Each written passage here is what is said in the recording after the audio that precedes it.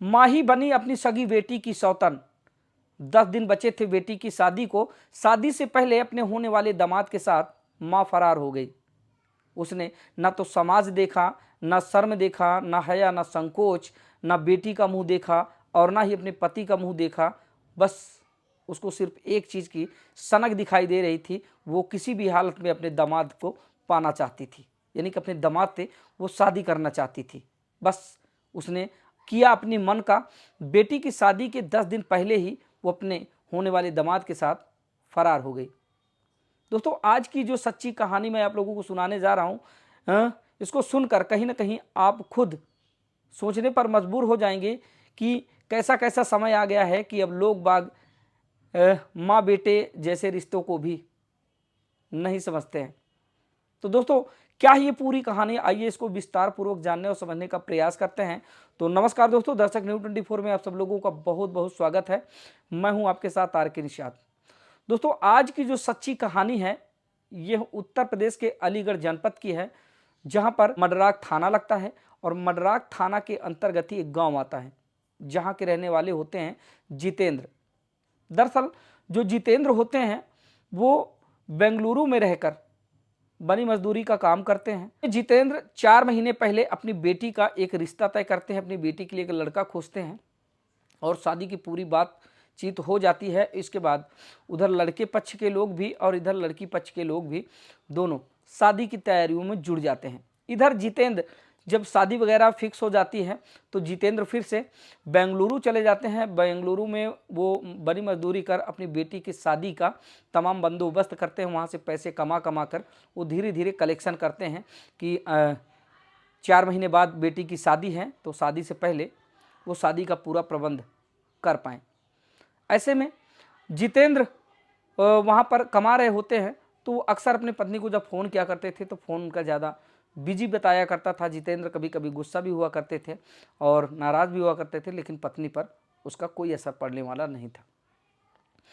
इस बीच में जब लड़की का रिश्ता तय हो जाता है तो सबसे पहले जो राहुल नाम का लड़का होता है जिससे उस लड़की की शादी तय होती है, वो जब पहली बार अपने ससुराल आता है बिना शादी के, तो सबसे पहले वो अपनी सासू माँ को, जिसको लेकर वो फरार हो गया, उसको एक फ़ोन गिफ्ट करता है।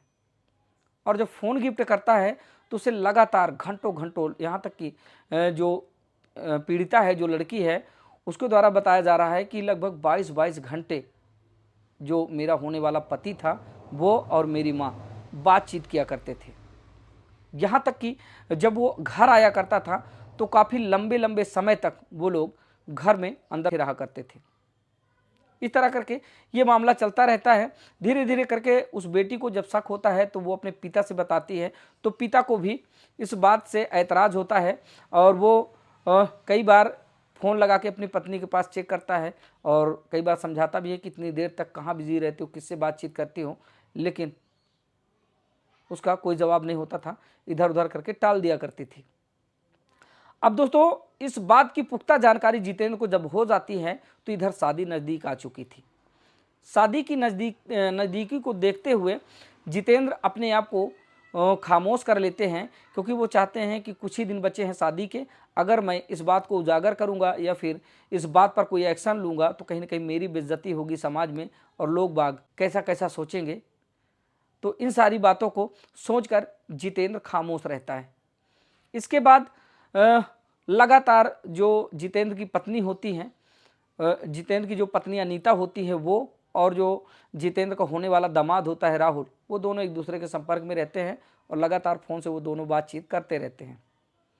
होता ये है कि अब उधर जितेंद्र की ये जो खामोशी थी ये आगे चलकर पहाड़ बनने वाली थी।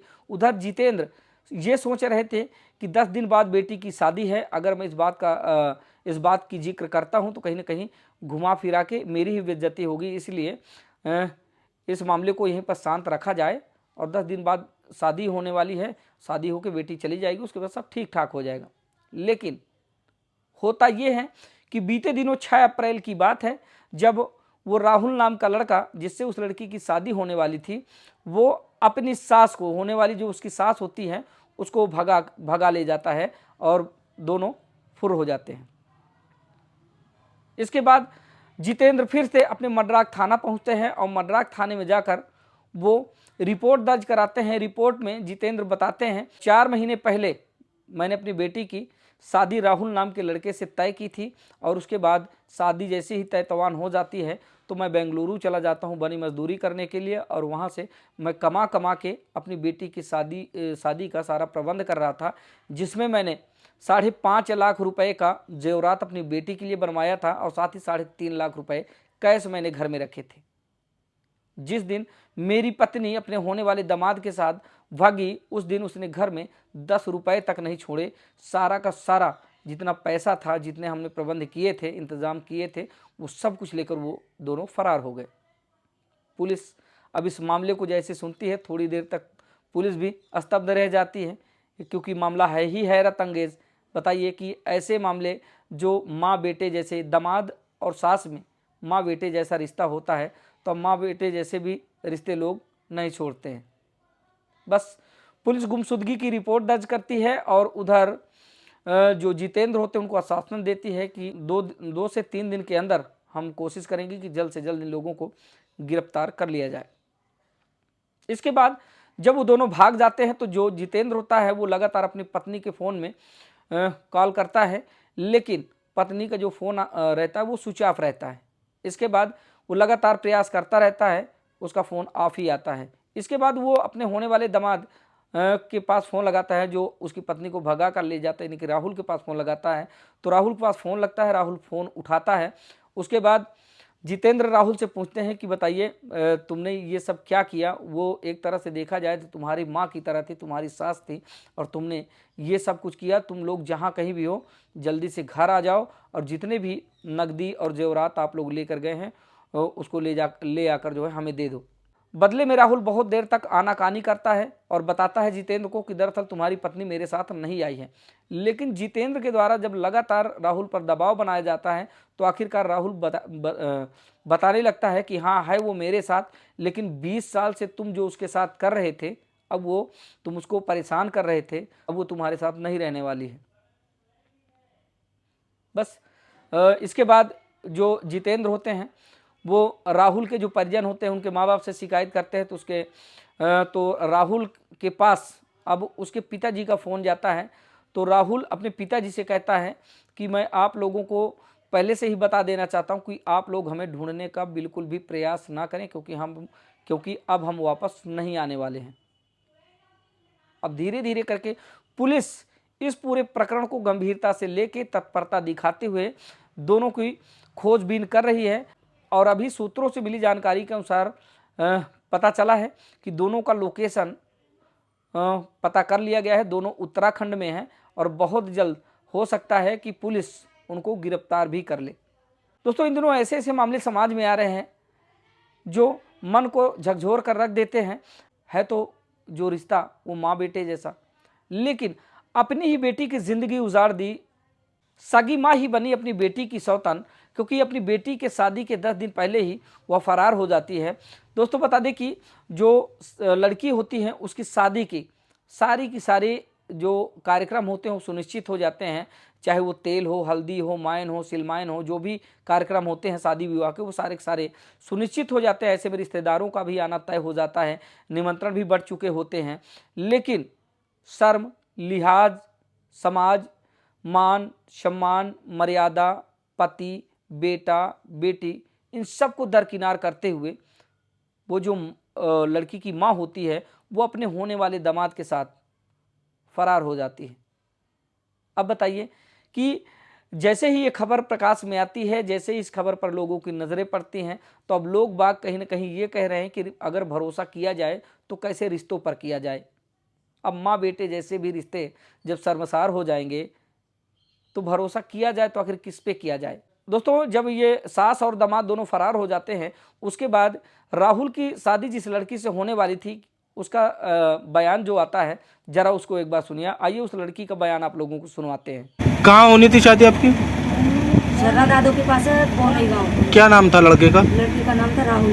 अब क्या मामला हुआ है? जो मामला ये हुआ है सर, 3-4 महीने से उनकी कॉल चल रही थी। किसकी कॉल रही थी? राहुल की और मेरी माँ की ठीक। कॉल चल रही थी। उससे तो हमें कोई मतलब है नहीं। अब 3.5 लाख रुपए थे हमारे अलमारी में, 3.5 लाख रुपए और 5 लाख का था जेवर सब। वो लेके उस लड़के ने जो जो बोला है ना सब उसने किया है। उस लड़के ने ये बोला है कि पैसे लेके आओ सारे, तो उसने पैसे सब सारे ले लिए। और जेवर 5 लाख का था, वो भी सारा जेवर पैसे वगैरह सब कुछ गायब करके सब कुछ हमारे घर में ऐसा 10 रुपए भी नहीं छोड़ के गई है कि चाय कर लें और हम पापे खा लें उससे। कौन ले गया आप? माँ, सारे पैसे। तो कब की घटना है? परसों की परसों की हैं? हाँ। आप किस तरह की मांग करती हैं आप प्रशासन से? 1 लाख 8-10 दिन हुए हैं। 1 लाख रुपए पीली चिट्ठी जाती है हमारे यहाँ बराती से, 1 लाख वहाँ उनके साथ भेज दिए हैं। 50 कैश थे, 50 थे फोन पे में, सबूत भी हमारे पास। 1 लाख पैसे थे, 50 कैश थे और 50 मतलब फोन पे से। अब पुलिस प्रशासन से किस तरह की मांग है आपकी? हमारे सारे पैसे वापसी मिले। 3.5-4 लाख रुपए थे सर हमारे, वो सारे हमें वापस मिलने चाहिए। 5 लाख का हमारा जेवर था, वो भी हमें सारा वापस मिलना चाहिए। हमारे से चाहे कहीं भी आके मरे अब वो, हमें तो कुछ भी मतलब है नहीं, बस हमें तो हमारी चीज़ें वापस चाहिए। नहीं, आपको कब पता चला कि आपकी माँ जो लड़के के साथ फरार हो गई? 4:30 बजे से, परसों 4:30 बजे। तो सुना दोस्तों आप लोगों ने। अब इस पीड़िता के बयान भी आप लोगों ने सुन लिए होंगे और कहानी तो मैंने आप लोगों को सुनाया हूँ। ये कोई मनगढ़ंत कहानी नहीं बल्कि यह हकीकत की कहानी है। उत्तर प्रदेश के अलीगढ़ जनपद की है। मनराग थाना लगता है। मनराग थाना के अंतर्गत ये गांव आता है जहां की रहने वाली ये पीड़िता है। इसकी शादी के मात्र 10 दिन बचे थे और 10 दिन पहले ही यानी कि 16 अप्रैल को इस लड़की की शादी होनी थी। और शादी के 10 दिन पहले ही जो लड़की की माँ होती है वो अपने होने वाले दामाद को लेकर फरार हो जाती है, यानी कि माँ ही बनी अपनी सगी बेटी की सौतन। अब दोस्तों इस पूरे प्रकरण को सुनने के बाद लोग तरह तरह के कमेंट कर रहे हैं कि आखिरकार भरोसा किया जाए तो कैसे रिश्तों पर किया जाए। कैसा घोर कलयुग आ गया है कि माँ बेटे जैसे रिश्ते को भी लोग तार तार कर दे रहे हैं। फिलहाल दोस्तों इस पूरे प्रकरण को सुनने के बाद आप लोगों को क्या लगता है, अपनी प्रतिक्रिया कमेंट के रूप में जरूर बताइएगा। तो मिलते हैं फिर से किसी नई खबर के साथ, तब तक के लिए नमस्कार।